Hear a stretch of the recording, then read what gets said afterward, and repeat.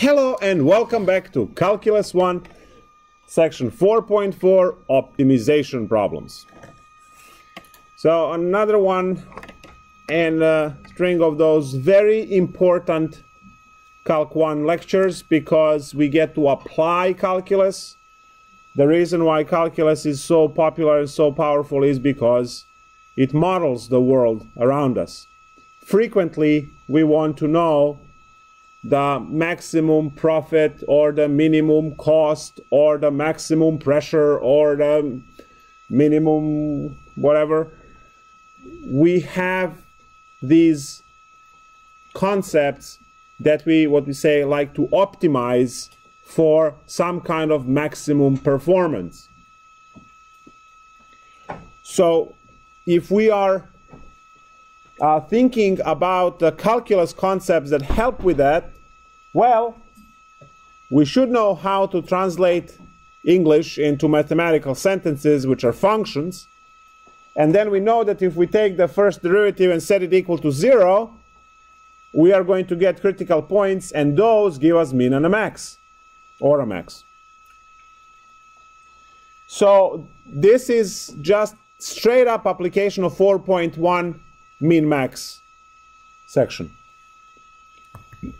Now, here is the simplest possible problem to outline the idea of the entire section, and then we'll take a look at spicier examples. So say that the sum of two positive numbers is let's say 10 with, so it's 10. Find two numbers. So find those two numbers such that their product is maximum. Now, we can try and do this, by inspection. I know that 0 plus 10, which are two positive, well, 0 is not a positive number. 0 is 0. 1 plus 9 is 10. So here I have two positive numbers and they add to 10. Now I can check for the product of those two numbers and I get 9. And then I realize that I also can have 2 plus 8 to give me 10.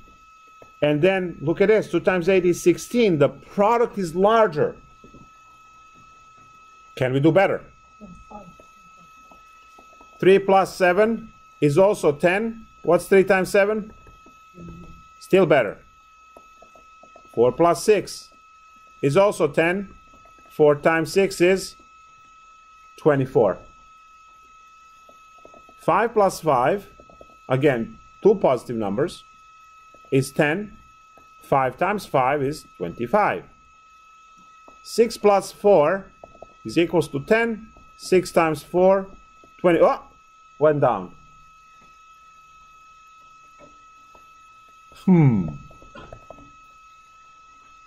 Is that the answer? Yeah. Yeah, 5 and 5 are those the answers, right? Now, but what if there are some decimals in between? What if there is maybe 5.1 and 4.9 give us better than 25? Right? So you see, by inspection, we can just go so far, right? Now imagine if I said sum of two positive numbers is 317 and their product is maximum. And then you go say, okay, 1 plus 316 is equal to, and then 2 plus. And as soon as you go from 1 to 2, you know what you missed? You missed infinitely many numbers between 1 and 2. Because you go 1 and then 2, but what about 1.17354337891? How about that one? Right? So we see that this method by inspection is good for broad strokes, and it's good for approximating and kind of getting the sense. But if you want to calculate, we use calculus. We say, let me model this thing. I know that I need to add two numbers to get 10. That's the way in mathematics to write, let's add two numbers to 10. And you also said that their product is to be maximum. Great, I'll write that as well in the words of mathematics. So I have an equation over here, which we call constraint, because they must add to 10, right? That's a constraint. And then you have the objective, because you want the product to be maximum. That's what you want. You want maximum profit, minimum cost, right? Maximum area, minimum volume, and things like that. You want things. And that's the objective. That's what you have to achieve. See, we'll see later problems in packaging engineering. You want to have a certain volume in your box, because you have to fit the object that it's made half a world around, right? Half on the other side of the planet. That needs to be shipped, which means it has to go in a box, and that box needs to have a certain volume to fit the product. So we have the objective function, and then we have the constraint. And constraint in our case is that numbers must add to 10. Right? So it's kind of limitation if you want to think about it. And then what you want to get is the maximum product, because whatever concept is. So now you are looking at this and you see two equations. This is what you have all the time, two equations. You have two unknown values, and you need to solve this. Now, the way to solve this is to, from the first equation, solve for one of the variables and plug in the second equation. So now I have x times 10 minus x equals a max.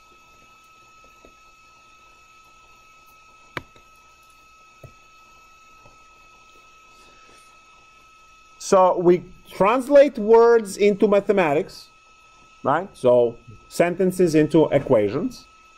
And then take the constraint, solve it for one of the variables, plug it into objective function, and there you have it. Now look at what you have. You have 10x minus x squared equals a max. Now max is some value, like 25, for instance. How do you find min or a max? You derive, yes, you take the derivative. So now we take the derivative, and we have 10 minus 2x equals 0, because this max is a constant. We don't know what it is, but we know it's a constant, and it was on your exam, derivative of a constant is 0.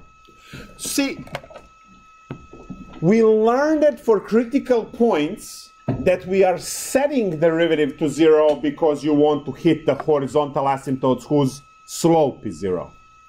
Horizontal tangent line, sorry. Whose slope is 0. But now in the application, you don't get to set to 0. You actually get 0, because you differentiate some kind of constant, min or a max, whatever you put there, right? When you differentiate that constant, you get 0.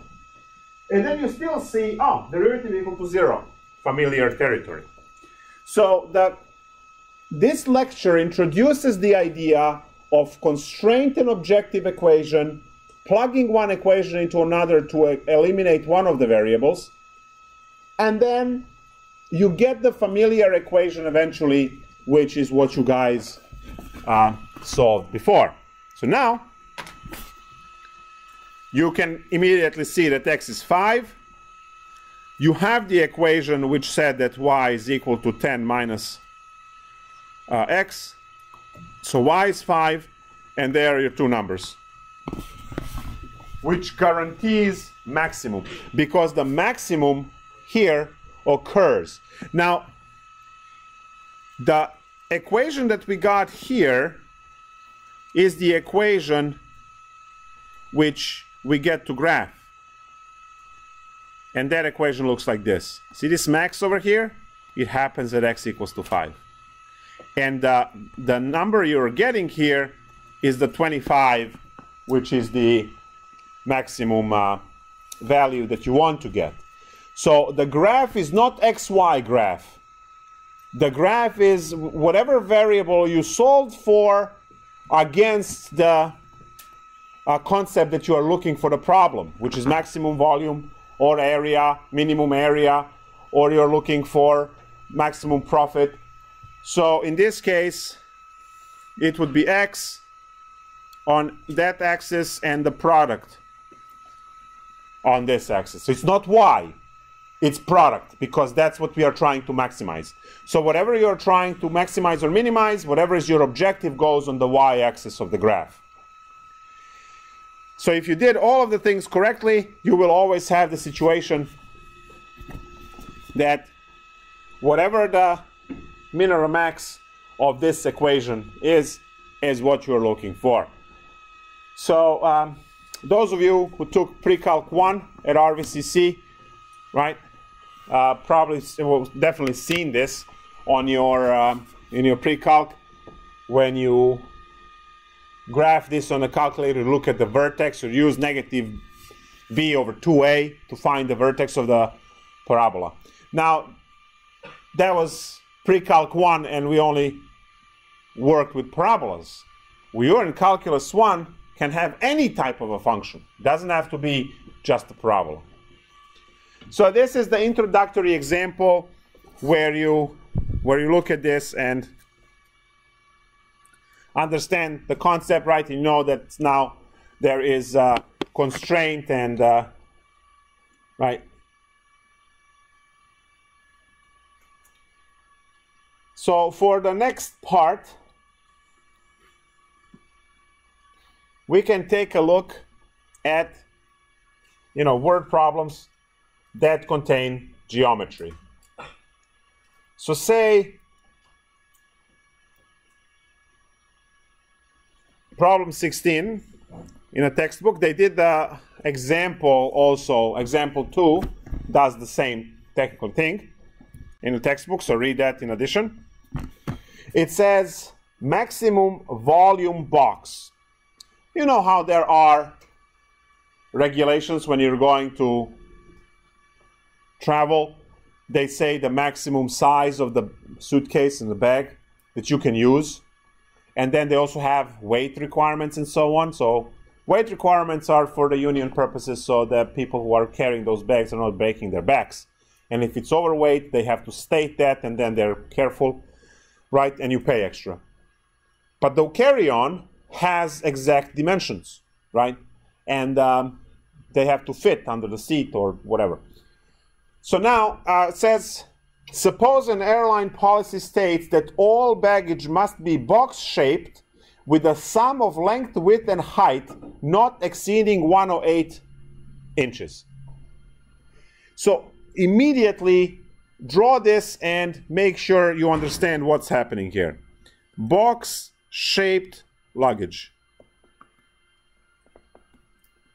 It's a box. X, Y, and Z. We have 3 dimensions, right? Length, width, and the height. And they said that the sum of length, width, and height are not to exceed 108. So X plus Y plus Z, I'll put 108. I should put less or equal than 108. Because you can have smaller box, but you can't have a larger box. But you know what? I'll just do the extreme case. That's the extreme case, so I'm just going to keep it equal to 108.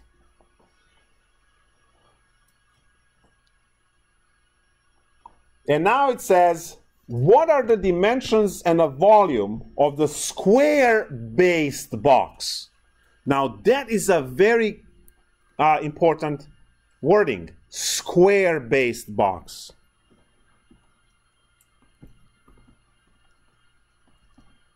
What would that bring us? There's this notion of square base box. How does that help? X equals to y. So notice that they didn't say cube. If they said cube, then z has to be the same. So what they did is they said square base. The base is given by x and a y, and they say that's the same. So now I can actually just eliminate this y from the whole story, and I just have 2x plus z equals 108. It simplifies the equation. You don't have 3 variables anymore.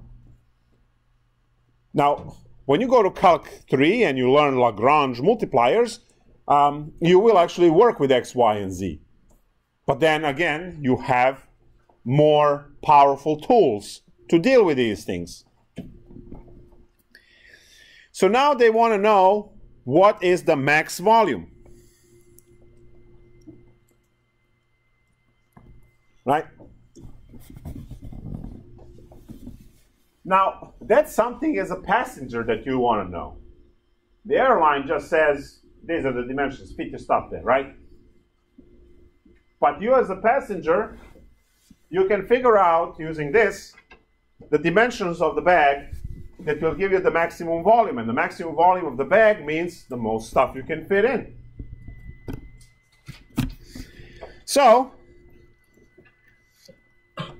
given the geometry we have, and now knowledge that y is out of the picture because it's a square base.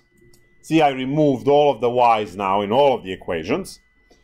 Can you give me the formula for volume of the box?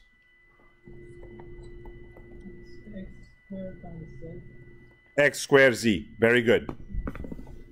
And we want that to be max.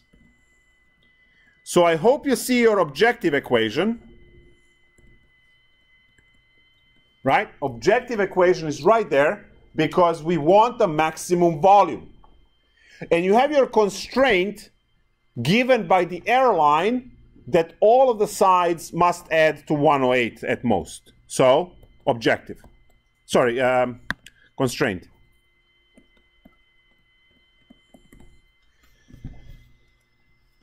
The rules for solving these problems are: solve for one variable in constraint and plug in objective, derivative, and you're done, right? So from constraint, which is 2x plus z equals 108, solve for z as 108 minus 2x. And then plug in.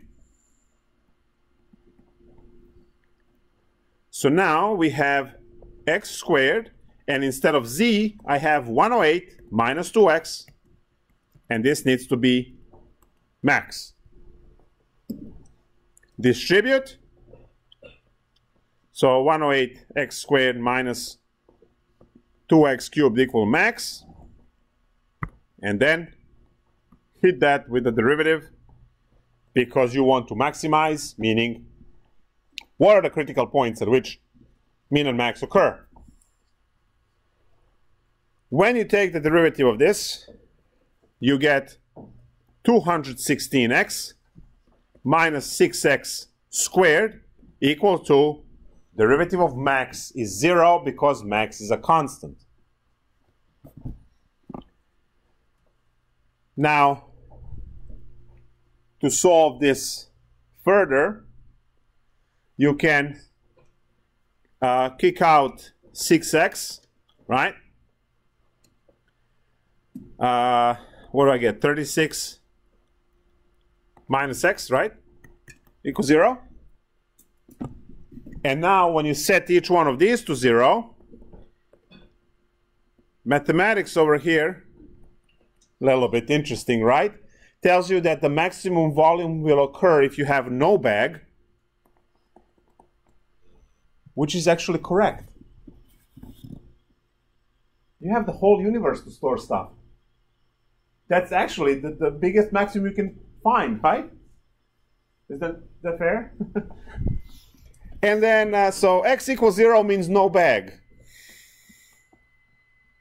Because all of your dimensions, right, for the square base are 0. So there's no bag. But the other one gives you that x is equal to 36 inches. So now you know that the base is 36 by 36, and you have equation z equals 108 minus 2x. So you can compute your z. So that's z equals 108 minus 72, and the height of the bag is 36. It's a cube.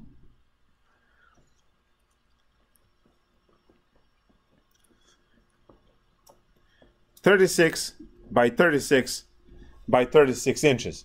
And then you go and you compute your volume. 36 cubed is equal to, you crank that on the calculator, and you get a number 46656 inches cubed. Thank you.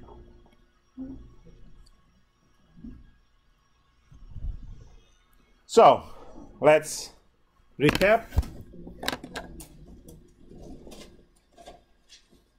We don't use this solution x equals 0, because x equals 0 means that the length of the two sides of the bag are 0.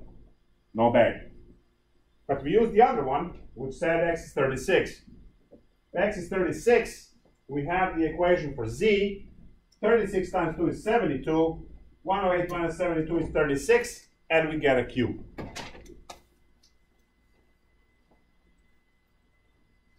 So now we learn something about these special objects, like square and a cube and a sphere. Right? They have these certain properties that they're always a min or a max of something, which is the reason why they're perfect objects. There's a reason why every planet is spherical or near spherical, because there are laws of physics. Each particle wants to be in its lowest energy state. And you're going to get that when you are closest to the center of gravity. Center of gravity is in the middle of the planet. So every particle of the planet is trying to go to the middle. But they can't go to the middle, right? But the way to have the shortest distance to the middle is to arrange yourself spherically.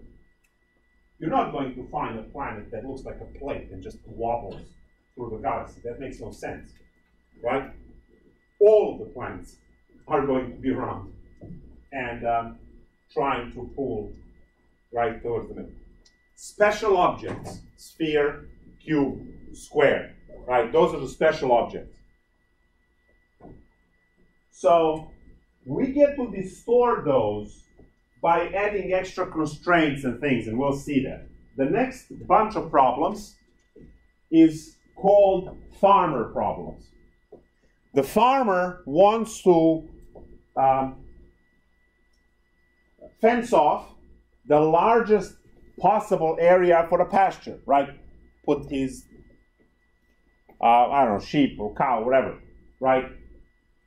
So the trick is to figure out what are the dimensions of the largest pasture that can fence off with a given amount of fence. You see, that's the trick. He has a lot, I don't know, 1,000 yards of fence on a pile. What's the largest surface area that he can fence off using that? Because he doesn't want to go get more, right? And he doesn't want to have anything left over after it's done. So what would the farmer do? Brush up on calculus and do the optimization problem. Let's see the famous farmer problems. We'll have the modifications here. So the farmer wants to fence off a rectangular area and look for max area that he can fence off if he has, let's say, 1,000 feet sorry, 1,000 feet, 1,000 yards of fence. So what's the largest area that he can fence off? Clearly, we're going to talk about the rectangular area. No one is fencing off triangular or circular areas, right? So it's going to be some kind of, right, you put the right angle, and you're done. So where do we start? Well, we label x and y on our rectangle, and then we write mathematical equations for it. If I am fencing off rectangular area, what mathematical formula is relevant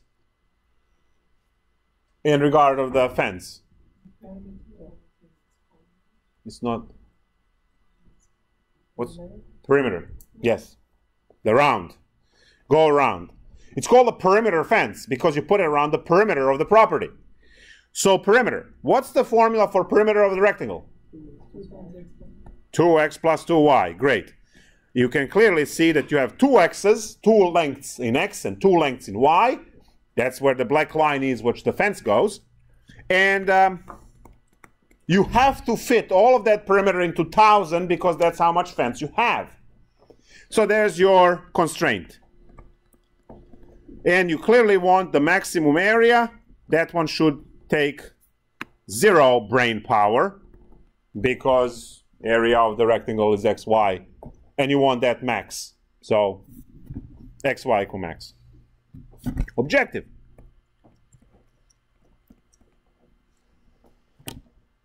So we want the maximum area, which gives us the maximum posture, and we want to use all of the 1,000 feet.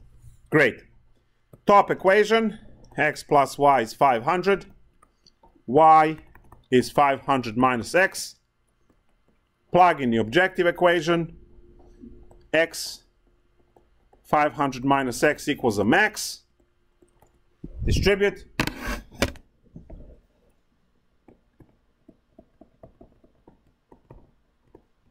Hit this with a derivative.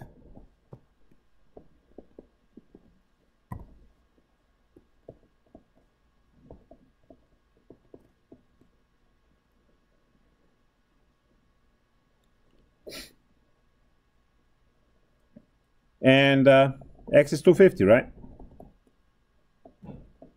Yard. And how much is y? Also 250. So we got the square. 250 yard by 250 yard. So this farmer needs to fence off. If he wants the maximum area, right, he has to go 250 yard one way and then turn 90 degree 250 yard and then again turn 90 degree 250. So it goes 250, 250. Now you can also see immediately that 250 times 4 is 1,000. He's going to use all of the fence, and because we use the derivative to maximize through the critical point, it's guaranteed that it's maximum area. And now, interesting things start happening. Is it always going to be a square or a cube? And the answer is no. Because the answer depends on a situation. So here's our farmer who has still 1,000 yard of fence, still wants max area, but now configuration is different. His land is adjacent to the river, and he doesn't need fence on one of the 4 sides. See that? So there's a river.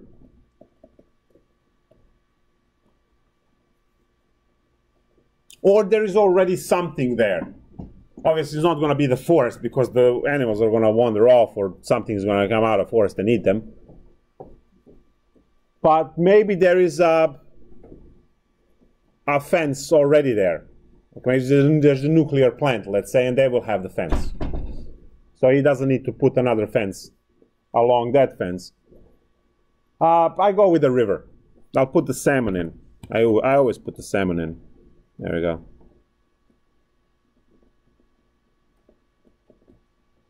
Salmon's red, right? They look like carrots, but it's salmon. Swedish fish. Swedish. Perfect.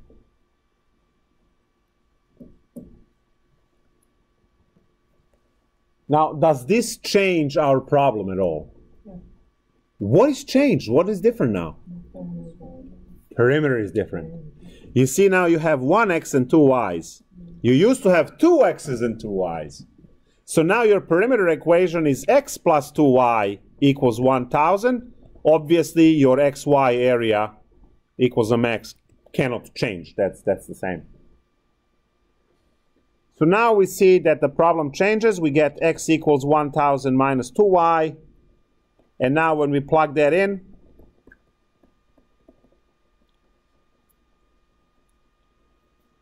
you will plug that in and you will solve for y. Oops. Come on, eraser. Hello.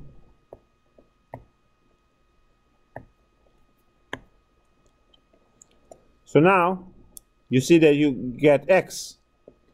So now you plug that for x and you have 1,000 minus 2y times y equals a max. So this time around you will compute y first and then x. It's 1,000y minus 2y squared is a max. And now you hit this with the derivative. The derivative is now dy.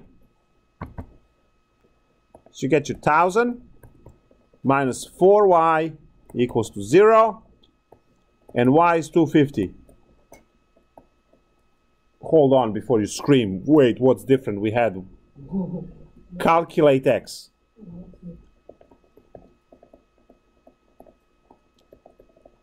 And you see that x becomes 500. So now, the fence that needs to be put in, remember there is a river, is 250, 250, and a 500. And it's no longer a square, right? Now, we can have these configurations. You can let your imagination roam free, right? And you can have 1,000-yard of fence, look for max area, and then install 3 bins.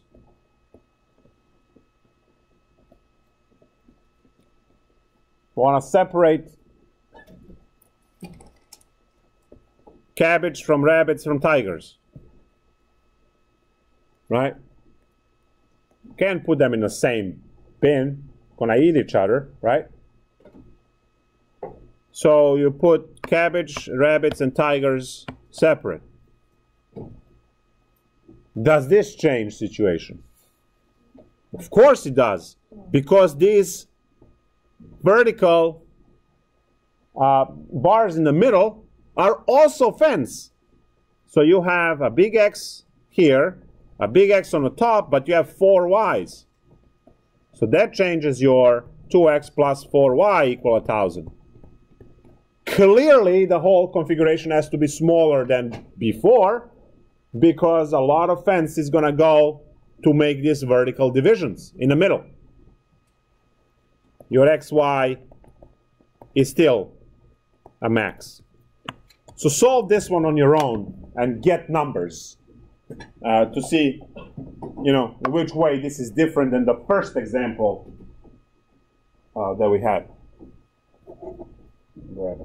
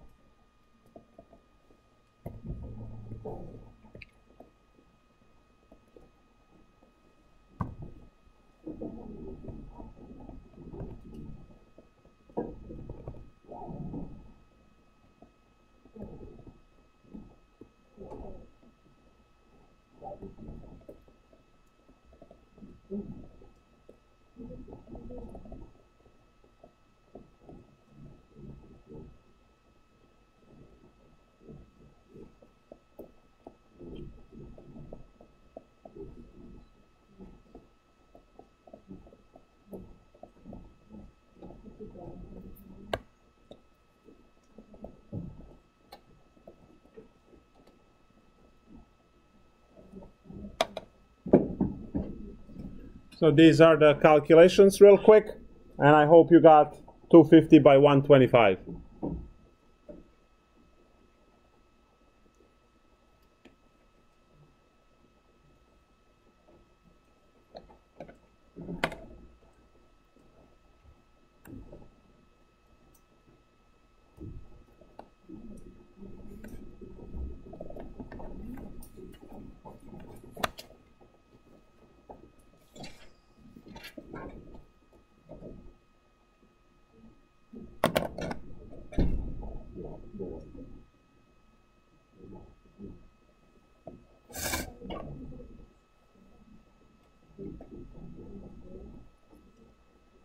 Now the next part is a challenge to you.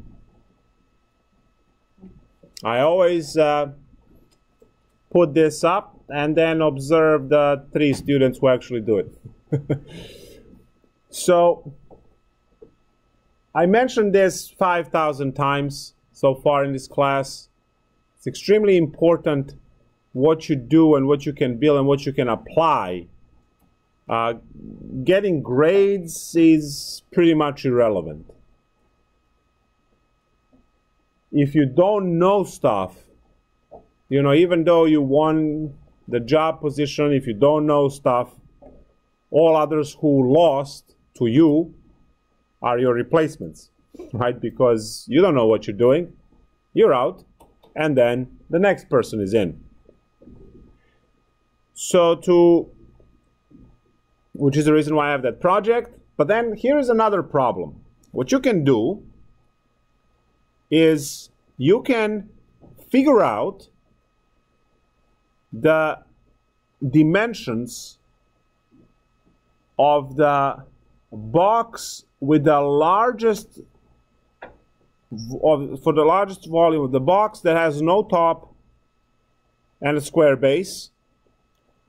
So technically what you are looking for is to make, that's the key word that I'm using here, make. I want you to bring this thing in class if you're going to do it. I want you to make the box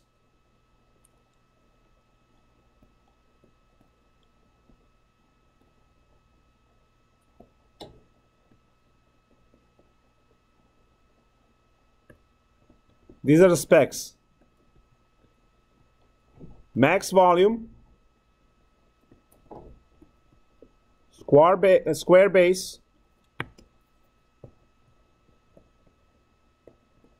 no top, so it's 5-sided, right? Use standard print paper. Now, clearly, your print paper is not square to begin with, so you can't, right, use the rectangular paper to create a square base box. So what you can do is you can pick up this corner here, bend it to the other side, and then cut off the portion. And then when you unfold, you will have a perfect square. So if you bend diagonally, right, you will create the top portion to be box. And then there is an example in a book that tells you how to calculate the, you know, how much you have to cut off and then fold. And then use little pieces of tape to tape right here, right there, right. So you can tape and you'll have the box. And you can bring this to class. Now, this is kind of stuff that separates you from everyone else. Because, as I said, everyone is going to have a grade in a class. Whether it's C, A, B, whatever, something. Those of you who can perform on a higher level are the ones that are picked first. Because you know how to apply what you learned, not just theoretical knowledge.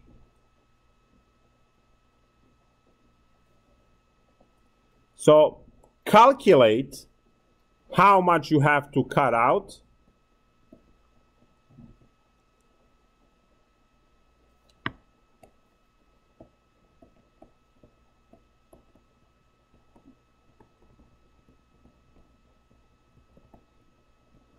So calculate the cutout piece, and then when you have it down to, you know, whatever decimals and stuff, you cut out the 4 corners at those dimensions, and then fold, put the box together.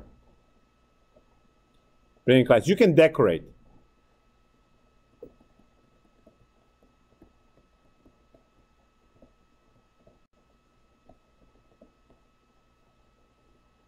Right? That's okay. All right. And there's your packaging engineering, right?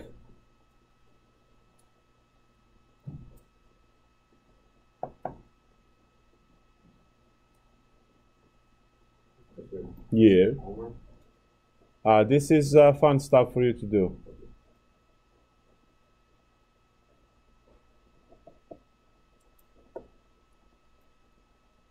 Ooh. There's a cool one. Problem 29, or maybe I should do, okay, I'll say like 29, and then you go and you do 29. So let's talk about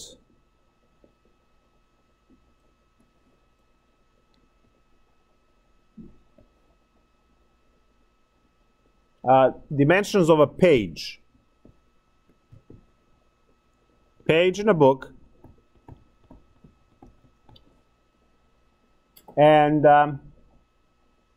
we want to have margins. Now,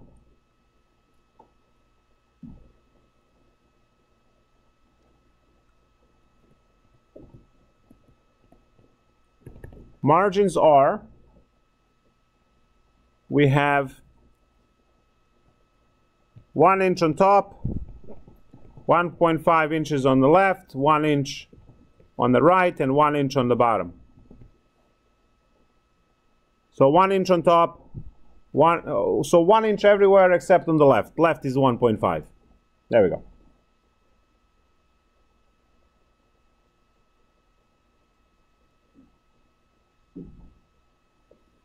So now if I draw that, that means that the text is in this rectangle here. And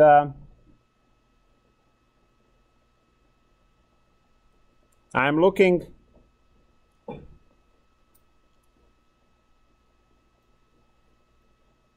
for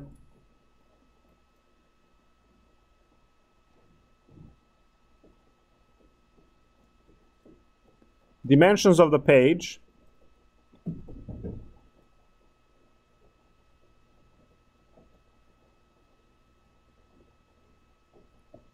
So what are the dimensions of the page?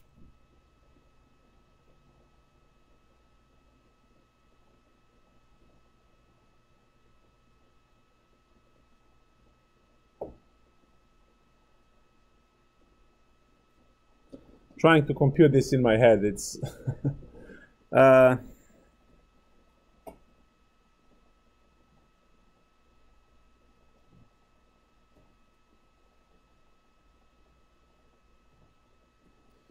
let me see. Let's see if we can do it this way.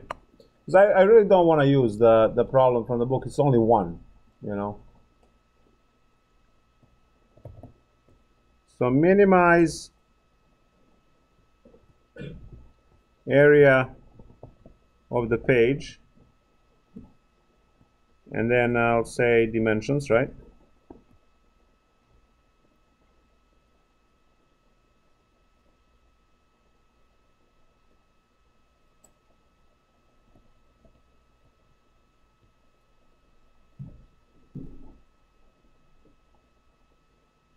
If the text has area of yeah, I don't know.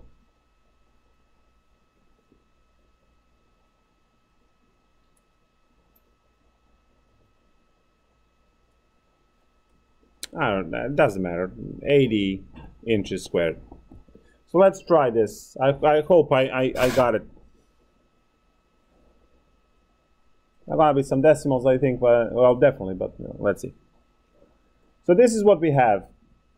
We have the inside of the page to be 80 inches, right? So you can think of it as, it's not, but you can think of it as 8 by 10, right? That's 80 inches squared in the middle. And then we have these margins, and we want to figure out what dimensions will give us 80 inches squared, which is required. And why would I want to minimize size of the page? Why would that be important? Saving on paper. Minimizing the size of each page on a 1,000 book right? 1,000-page book is savings on 1,000 pages, and that reduces the cost.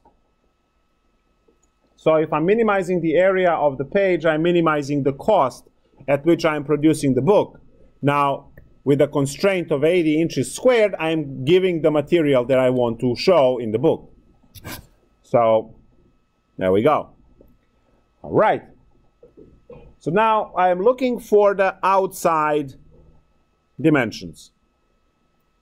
Well, we are going to label those x and a y, because we are looking for x and we are looking for y, which are the dimensions which will actually give me the area, right, for the entire page. Now, I know that here I have 1.5 and a 1 and a 1 and a 1. So I can get the inside dimensions. Right? You have a smaller rectangle. So inside dimensions are, call them A and B. So you can see that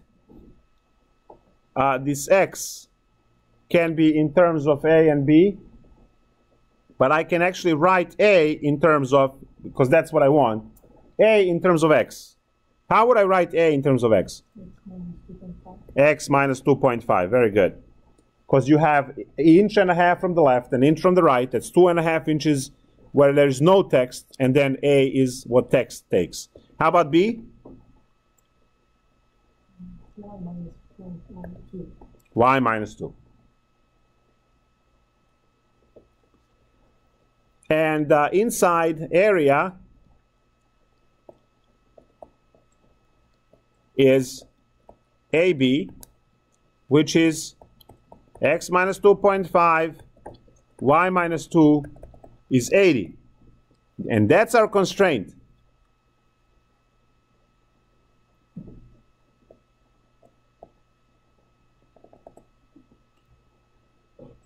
So constraint is to have this, right? And then we also have another one, which is the outer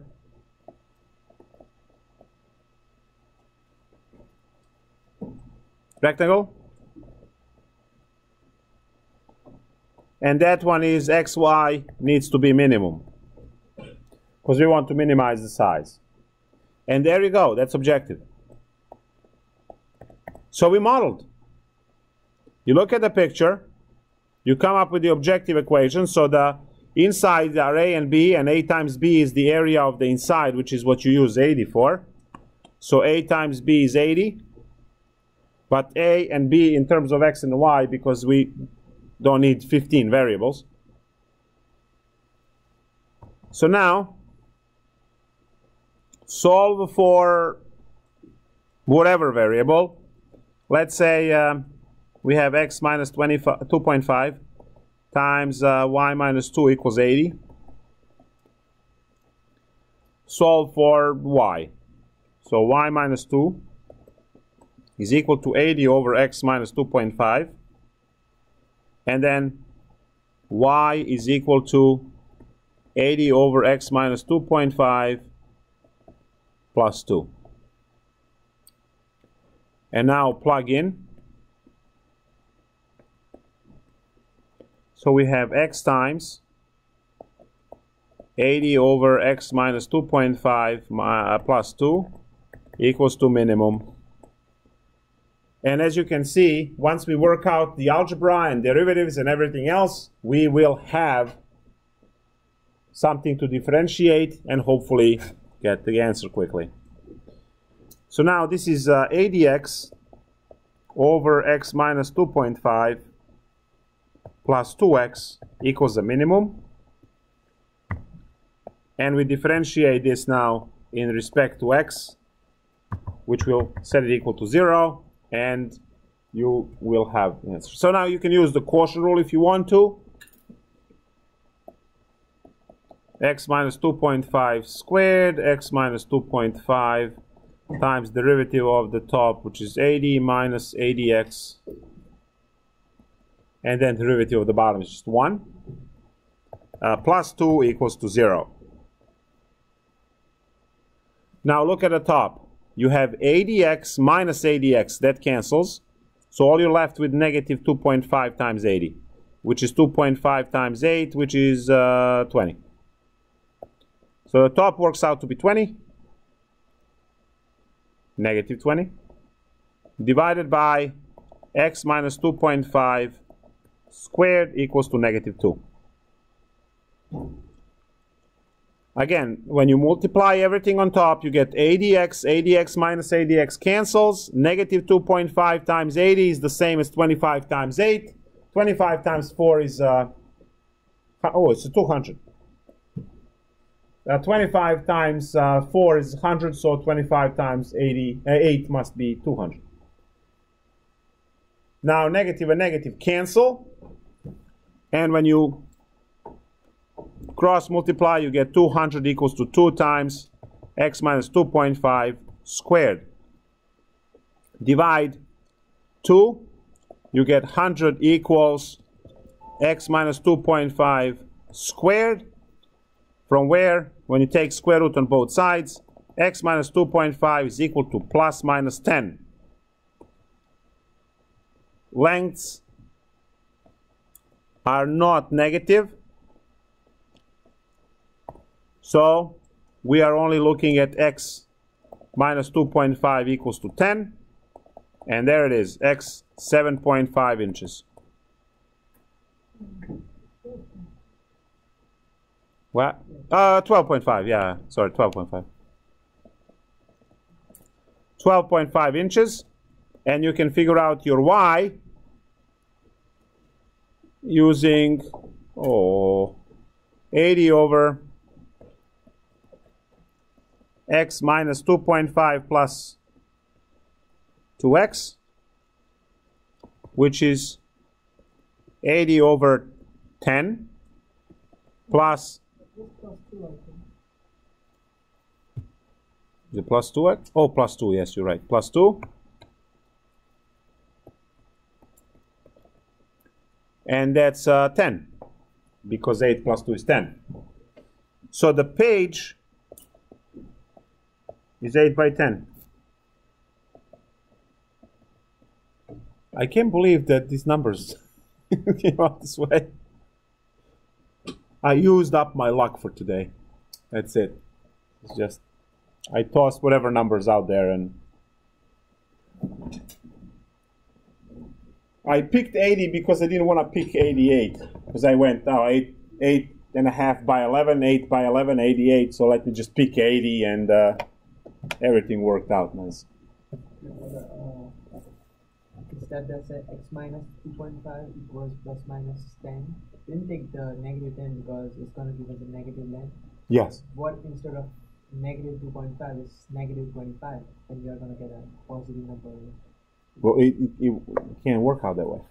Okay, so it's impossible to work out that way. way. Negative, you just cancel that out. Well, for lengths. You can't do that for every concept that you think of. It's just lengths are never negative. How far are you from your house right now? In miles? Positive length? Yeah, positive length. And now when you're home, how far is RVCC? The same number, it's positive length, right? It's different. So it's always, so when you're at RVCC, your home is 5 miles away. When you're home, RVCC is 5 miles away. It's never negative 5. No matter where you are, it's never negative 5 miles. It's always positive. So lengths are always positive value, and that's why we disregarded negative. Now, in your textbook, guys, you have to do the same problem, except you have a flower garden and then a patio around it, right? The walkway with bricks, or, grass area. Or you work out the same problem when you have a pool and a walkway around it, like concrete or bricks. So you see that the margins and the flower garden and the pool, they all have the same mathematics and same idea. It's just a different setting. So you can work out that problem to practice this more if you are interested. Someone sits and computes these things. This is how you make money. To minimize the cost, if you are printing 100,000 textbooks, right? course you're going to compute stuff. 100,000 textbook, if you save $1 per, it's $100,000 saving. You see that? You don't think on those in those terms, because if you are producing brownies at home, you don't care if the box was 2.5 bucks or 3 bucks. It's a 50 cents for a box, and you're not even going to eat the whole thing because you can all still fit it. Go on. But on such a small scale, it doesn't matter. But if you run a business and you're making 100,000 units or 500,000 units, right? Then $1 or 50 cents saving per unit is insane, right? Saving 50 cents on 100,000 units is $50,000. Right? You want to write a check on that? No? Right? So these things, you know, someone says, oh, you're nitpicking and going, you know, half an inch on a page. Yeah, half inch on a page, but it goes on everything. The amount of paper that it's purchased, right? The size of the book brings up the weight of the book, brings up the weight of the box when you ship multiple boxes of books on the truck, right? Which costs more fuel. Everything goes up. That's why every cent is looked at times 10,000, times 100,000, times 500,000, depending on what you're working with. And then the same thing for the pool, because it's the difference from buying, between maybe buying another pallet of bricks, right? The pallet of bricks, so there's savings there. Generally, I work out an example on to show you a little bit of the contracting work. I'm going to just tell you what the problem is about. You can go look for this problem. I technically do it almost every time. It's the oil rig problem, where you have a shore, and you have a sea, and you have an oil rig, and you have a refinery R, and then you have, let's say, 10 miles this way, and let's say 5 miles this way, and this is so close, there's no sense in running a ship, the tanker, between the oil rig and the refinery. It makes sense to build a permanent pipeline and then just dismantle it when you're done. Now, the pipeline can go 100% underwater,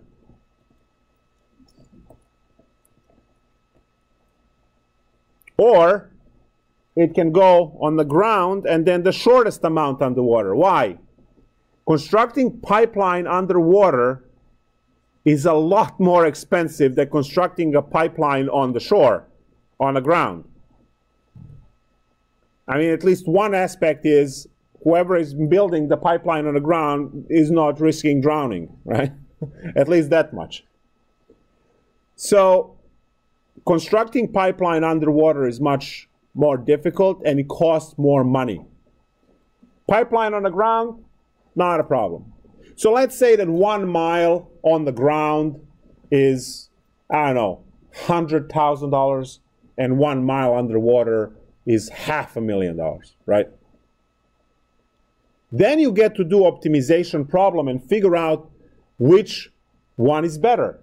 Do you put 100% of the pipe underground, or you run as much as you can on land while it's cheap and then run across the shortest distance to the rig underwater for the smallest cost in pipe?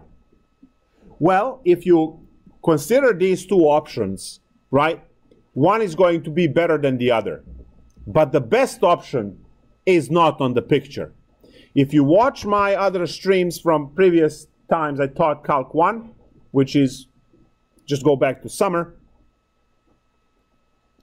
there is a sweet spot, actually, where you run for X amount of miles on the land, and then the distance d underwater that will give you the minimum cost. So it will turn out that both of these options, there is 100% underwater or as much as you can on the land to get the cheapest and then run a cost, both of those are more expensive than when you optimize this. Now, you see a right triangle here. The dimension on that right triangle is 10 minus x for this, and you have 5 miles for the other one. You have that the d squared is equal to the square root of, so d squared is the square root of 10 minus x squared plus 5 squared, which is 25. And this is your constraint, because it relates x and d. And then your objective function is the cost function, right? And the cost function is the x units times, let's say, 100,000 for running a pipe on the ground for a mile, and plus d times, which is the distance underwater, for 500,000 per mile, right? And that needs to be minimum because you want a cost, minimum cost, and that's your objective. Calculation for this is just nasty because you have to go and deal with all of the, right, the square root. Why I put d squared? I just put d, sorry. It's just d. It's a Pythagorean theorem, right? So d squared is equal to this plus this squared, or you move the square root, no plus minus against distance length. So it's just a nasty calculation where you go with, right, you take this d, the square root, you plug it here, times 500, right, 1,000, and then you differentiate this nonsense with that square root in there. So it's just nasty, nasty, nasty. You can use Mathematica to differentiate that for you if you want to. And then it will be equal to 0, right, because minimum is turns into 0. And from that calculation, you will solve for x. You will have x. And then whatever number you get for x, plug it here, and you get d. And you have exactly how many miles you go up the coast, right, and then through the water. Then you end up saving company, I don't know, let's say $300,000. Now, for you, that should take about 10 minutes of work. And for them, it's nothing to give you $30,000, $40,000, $50,000 out of the amount of money that you save, because they would waste anything anyway. They value you as an employee. It's called contractual work, right? So you save them with your calculation that no one else knows how to do, right? You save them $300,000, and the hotshot who's saving $300,000, goes, pats you on the head and gives you $30,000 and goes, go, right? Because you just saved $27,000, right? Sorry, $270,000 with giving you 10%, right? Save 90 on that one. That's what the money is, all right? That's how you make money with these things. And that concludes 4.4, word problems of optimization. You will always have two equations, a constraint and the objective equation. Constraint is solved for one of the variables, plugged into objective, you hit that with the derivative, and solve for one of the variables. Go back to the constraint equation, get the other variable out, and problem solved. So the only issue that I see here year after year after year is, what was the perimeter formula? Or what are we talking about here? The exam question clearly said the snowball is melting at the rate, and then I gave the cubed units. Two students asked, which concept are we supposed to use? Is it area? Is it volume? Is it perimeter? If you have inches cubed, it's volume, yeah. If something is melting, it's losing volume, right? If the water is flowing out of the tank, you're losing volume. If you're drinking out of that can with a straw, it's losing volume. So volume formula, right? The oil spreads on the surface of the water, area, right? So that's something that you have to think about. Think about units. You see inches, it's length. You see inches squared, it's area. Inches cubed, it's volume. And then obviously all the metric stuff. Cool. We'll take a break. And after the break, we have linear approximations and differentials.